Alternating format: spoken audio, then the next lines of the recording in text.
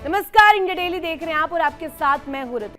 और अब बात करते हैं सवाल 10 बजे की। जी हाँ, आज इस खास कार्यक्रम में आपको बताएंगे कैसे पाकिस्तान को लेकर अब बड़े सवाल खड़े होने लगे हैं। क्या पाकिस्तान ने अपने सबसे करीबी पड़ोसी और दोस्त ईरान के साथ गद्दारी की है? ये प्रश्न इस वक्त क्यों पूछा जा रहा है और क्यों उठ रहा है ये सवाल? क्या पाकिस्तान के विदेश मंत्री इशाक डार ने ईरान के परमाणु कार्यक्रम को लेकर के जो गोपनीय जानकारी थी अमेरिका को सौंप दी? क्या ऐसी सीक्रेटिव इंफॉर्मेशन जो सिर्फ पाकिस्तान को मालूम थे वो सीधे मैसेजिंग के जरिए अमेरिका को डिटेल्स दी गई? और क्या इस कथित खुलासे ने पश्चिम एशिया की राजनीति में एक नया भूचाल खड़ा कर दिया है? दरअसल सीआईए के पूर्व विश्लेषक लैरी जॉनसन ने एक दावा किया है। दावे में पाकिस्तान के विदेश मंत्री इशाक डार को लेकर बात कही गई है। इशाक डार ने दरअसल अमेरिकी विदेश मंत्री मार्को रूबियो से मुलाकात के दौरान ईरान के परमाणु कार्यक्रम को लेकर अहम जानकारियां साझा की। दावा यह भी कि डार ने चेतावनी दी, यदि कोई जल्द समझौता नहीं हुआ तो ईरान परमाणु हथियार बनाने की दिशा में आगे बढ़ सकता है। मामला इतना बड़ा हुआ कि इसकी चर्चा अमेरिकी कांग्रेस तक पहुंच गई।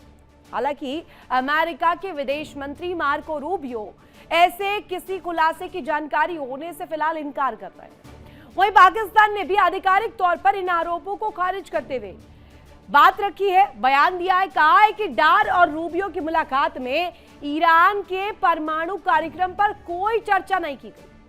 लेकिन सवाल ये कि आखिर ये आरोप सामने आए क्यों? क्या इसके पीछे कोई खुफिया जानकारी है या ये सिर्फ और सिर्फ राजनीतिक और कूटनीतिक अटकलों का पूरा खेल है?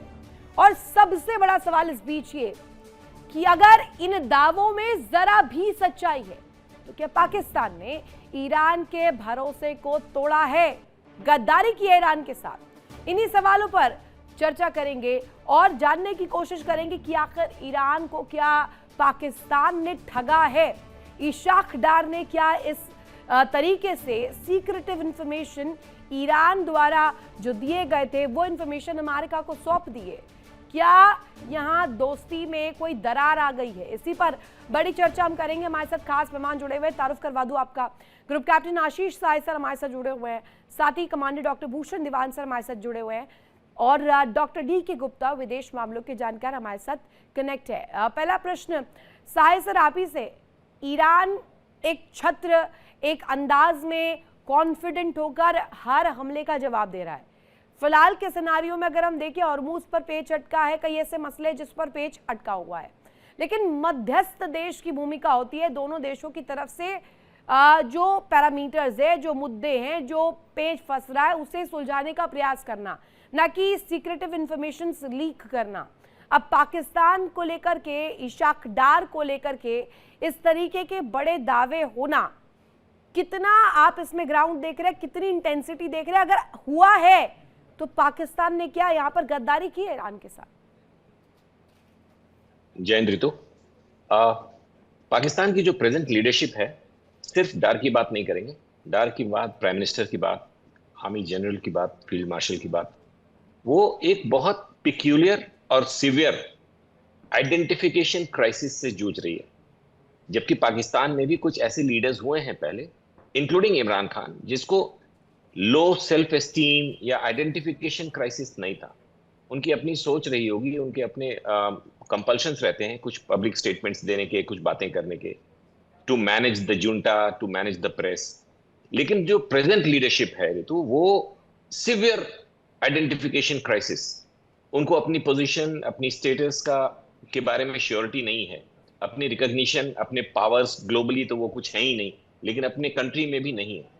तो ऐसे में ये बहुत पॉसिबल है कि डार की तरह के लोग जिनका कोई वजूद ही नहीं है इंटरनेशनल डिप्लोमेसी में या इंटरनेशनल पॉलिटिक्स में, इवन अपने कंट्री में, लेकिन एक पोजीशन दे दी गई है, तो अपनी इंपॉर्टेंस को बढ़ाने के लिए कई बार ये इतना सिवियर इनके पास कॉम्प्लेक्सेस होते हैं कि अगर रूबियो से मिल रहे हैं, यही इनके लिए इतना ज्यादा चार्जिंग पॉइंट हो जाता है। ये ह्यूमन साइकोलॉजी की बात है।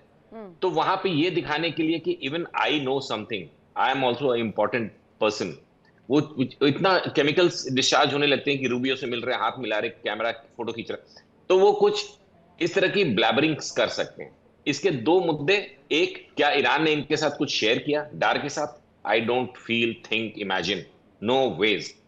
लेकिन चूंकि ये अक्सर जाते रहते हैं तेहरान से, इनकी बहुत फ्रीक्वेंट बातचीत होती है डार साहब की, मोर देन मुनीर, तो हो सकता है कि किसी ने अपने फ्यूचर पॉलिसीज की, नहीं अगर हमको बहुत रेसिस्टेंस मिलेगा अमेरिका से तो हम डेवलप करेंगे, एक कैजुअल चैट, और उस चैट को इसने during talking to Rubio as a off the on the sidelines कुछ मेंशन कर दिया होगा, जिसको किसी ने डेफिनेटली कैप्चर किया होगा। ये बातें हवा में नहीं होती हैं रितु, और इसीलिए जब वो वापस अपनी कुछ ना कांग्रेस कुछ में ग्राउंड पहुंचे, रहा होगा साय सर, और आपकी बात में बिल्कुल दम है। और अगर कहा जाए, अगर इशाक डार हो या इनके प्रधानमंत्री हो, इनके फील्ड मार्शल हो, इस तरीके की जो हिमाकत है, कोशिशें हैं, ये गद्दारी सिर्फ और सिर्फ ईरान के साथ नहीं, पहले भी कई दफा कर चुके हैं, इसीलिए इनकी नीयत में खोट नजर आता है। इसी पर दीवान से जरा आपसे मैं आपका एनालिसिस जानना चाहूंगी। इशाक डार को लेकर के ये जो बड़े दावे किए जा रहे हैं, इन दावों में कितनी हकीकत और कितना फसाना, और पाकिस्तान की नीयत और नीति को देखते हुए, उसके वर्किंग ऑपरेंडा को देखते हुए अगर हम देखें तो क्या ये पॉसिबल है, और ये डबल गेम खेलना क्या मुश्किल नहीं पड़ेगा पाकिस्तान के लिए? रितु जी, पाकिस्तान अगर डबल गेम खेलता है तो इसमें एक रत्ती भर भी अचंभे की बात नहीं है। ये डॉलर के खादिम है, यूएसए के नौकर हैं, और यूएसए के सामने हर तरीके से बिक जाने को तैयार रहते हैं। इन्होंने ऐसा कोई मुस्लिम ब्रदरहुड, कोई अपनी उनकी साख ऐसी नहीं है कि वो बचानी पड़े जो इंटीग्रिटी से चले। वो तो हाईली पॉसिबल है, हाईली पॉसिबल है, हाईली पॉसिबल है। पर हैविंग सेड दैट, ये स्टेट एक्यूजेशन बनाई है किसने? लैरी जॉनसन ने। ये सेविंग ग्रेस है। लैरी जॉनसन की आप क्रेडिबिलिटी देखें, वो 4 साल रहा है सीआई में, और उसके बाद उसको प्रो ईरान माना जाता है और प्रो रशिया माना जाता है, और कई दावे उसने किए हैं ओबामा की वाइफ के बारे में, और भी कई दावे बहुत बारी किए हैं। उनकी क्रेडिबिलिटी जो है बहुत कम मानी जाती है। तो ये एक सेविंग ग्रेस है।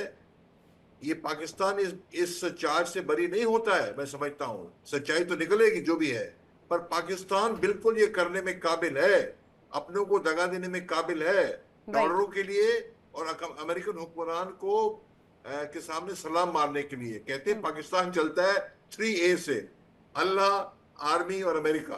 तो ये तो कुछ भी कर गुजरते हैं। एक ए आप भूल गए सर, एक और ए आप भूल गए, शायद ये 4A है, आतंकवाद भी उसमें सबसे इम्पोर्टेंट है।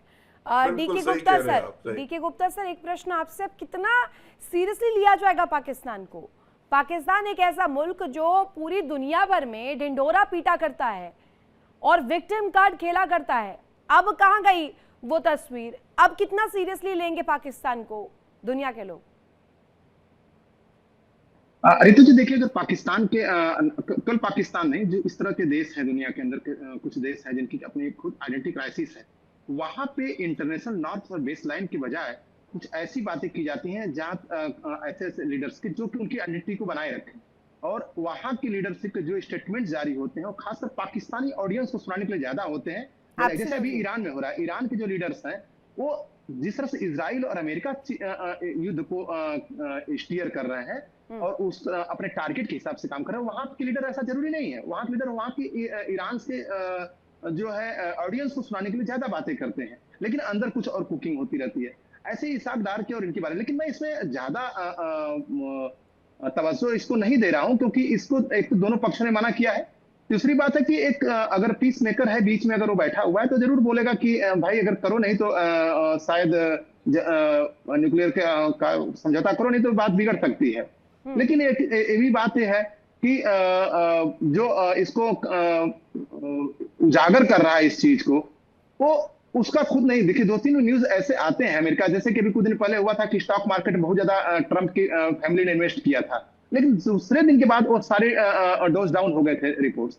तो ये सब रिपोर्ट जो है वहां पे कह सकते जो CIA के ऑफिसर हैं वो भी अपने आइडेंटिटी क्राइसिस के लिए बीच बीच में आना चाह रहे हो।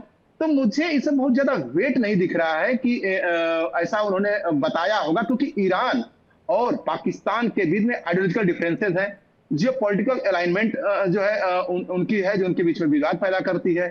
देखिए इंडिया डेली 24/7 अब आपके स्मार्ट टीवी पर। इंडिया डेली मौजूद है सभी डिजिटल प्लेटफॉर्म पर लाइव और लगातार। इंडिया डेली 24/7 हर दिन राष्ट्र को समर्पित।